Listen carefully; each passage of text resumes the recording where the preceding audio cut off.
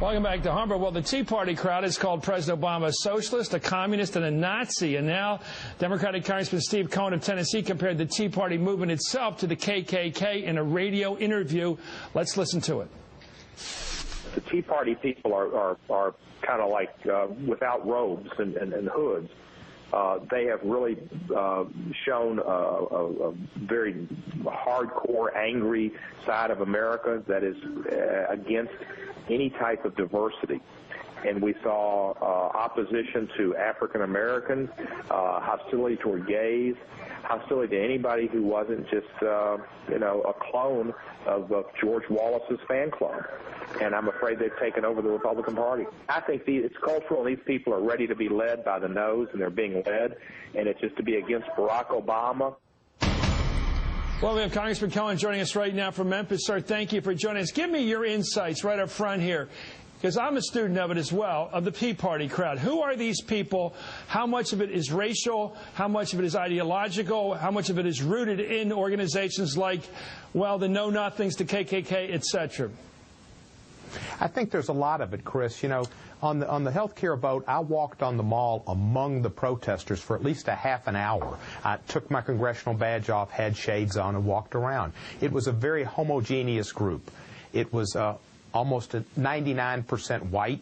I saw like minimal number of African Americans, Asians, Native Americans. The hatred that I saw exposed, calling Congressman John Lewis one of my heroes and Congressman Emanuel Cleaver, another friend, the N-word, and spitting on Emanuel Cleaver just disgusted me. And then the names they used for Barney Frank, and it showed a disregard. Now, not all Tea Party people obviously think that way, but when the leadership didn't say anything about it and object, the group becomes surety for the harmful words and actions that others took, comparing President Obama to Hitler and to a Nazi. And the party does look very bad when they don't stand up and say this was wrong and shameful. Well, you know, I was in some anti-war demonstrations back in the Vietnam War era, and I remember the big march on the Pentagon, and although there were thousands and thousands of regular middle-of-the-road people there who just thought the war was a mistake, who weren't particularly ideological, college kids especially, there were also some old Reds there, some old liberals, I mean, not some old liberals, some old communists were in that group. Should the war demonstrators have demonstrated against them, these old-line lefties that had shown up to be under the umbrella? I mean, do you always, as members of a rally, have to take odds, pick a fight with the oddballs that are in the group? I'm just giving you an argument here. You're saying that everybody in the group is responsible for everybody in the group, and I've never seen that standard applied before.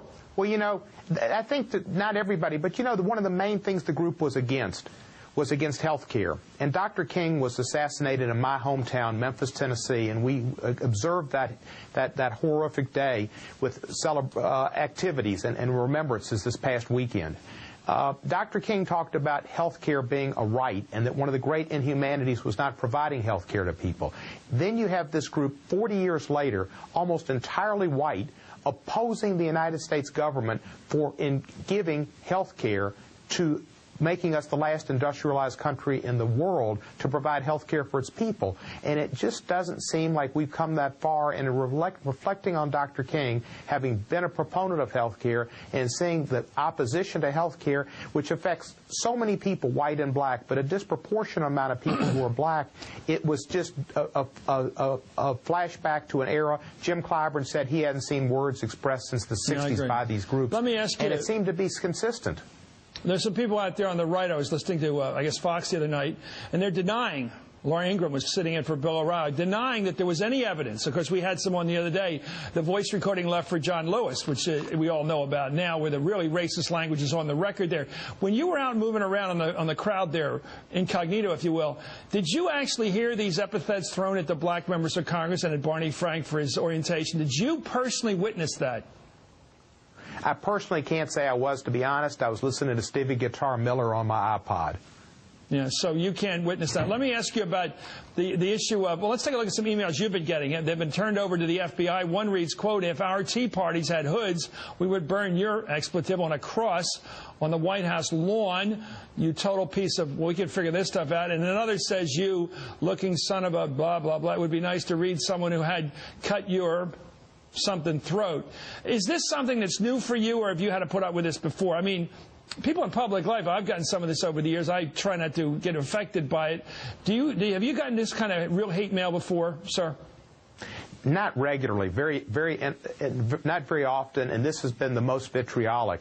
And, you know, we've gotten some other mail about my religion, and this doesn't reflect well at all either.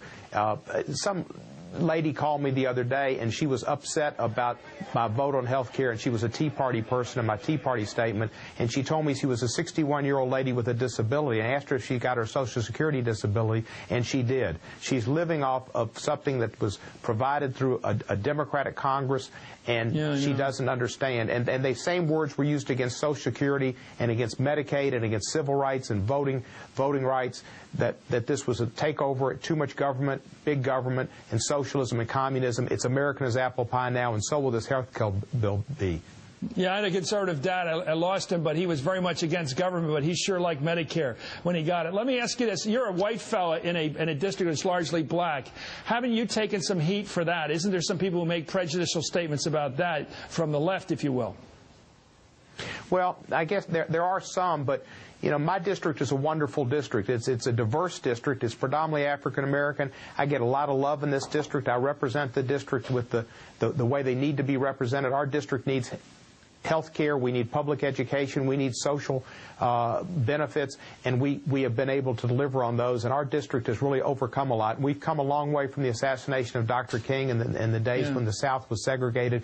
Memphis is on the rise. What do you make of this sort of rise of the South? Not the good stuff either. This governor of Virginia, we were just talking about an argument with Pat. I'll probably argue for months with this.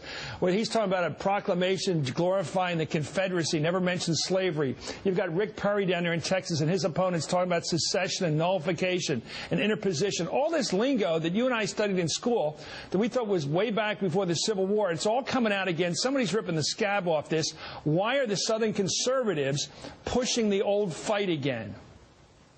Well, I do think there's race involved in it, and it's because the parties are so separate and people play to their base. And the Democratic Party has most of the African-American support and the Republicans don't, and they're just playing to their base. And it's unfortunate. You need leadership. And I think that the Chuck Percys, the Nelson Rockefellers, the Howard Bakers, the Bob Doles, that type of Republican isn't around anymore. And they need moderates who are within the Republican Party but not in leadership. And these people talking about secession, it sounds like nullification and interposition dripping off their lips. It's not the kind of language you need to bring America together. They talk about bipartisanship, and then they talk about meeting me at the state line or secession. These aren't the type of words you hear, and you don't hear them in Congress. And it's impossible to have bipartisanship when one party just says no, no, no, and kill the bill. The whole idea of kill the bill was difficult. I was out on the balcony at the Capitol, and the verbiage and the vitriol was on this. It was so strong. You knew if they got that they'd want. They had ill feelings toward anybody that voted for the bill, and the tempers got so great. And it just, you know, I'd been to Birmingham, to Montgomery, and to Selma with John Lewis on the Civil Rights Pilgrimage 3 weeks earlier. We visited the 16th Street Church when the hate got such that 4 young women were bombed and killed. We saw the Edmund Pettus Bridge and went there where the government oppressed people who tried to start a voting rights march. And to see this language again and this attitude, and there is an undercurrent of race because Obama, Sotomayor, Rahm Emanuel, Eric Holder, there is an upset to it. This didn't start with George Bush and Dick Cheney, who had the biggest budget deficits ever. They didn't care. Okay. The biggest budget deficit reduction bill ever was the health care bill, and yet they were against it. Okay. This does not make sense except for the parties. Well, thank you, Rita. I do like the fact that you represented Martin Luther King's words when you said their lips dripping with words like nullification. You have a good memory for Dr. King's words. Thank you so much to Congressman Steve Cohen of Memphis. Up next, did Arlen Specter forget he's now a Democrat? It does get a little confusing, Senator, occasionally for you, but we got to remind you of what party you're in right now. Check out that. It's coming up in the sideshow. It's very funny. Hardball coming back on MSNBC.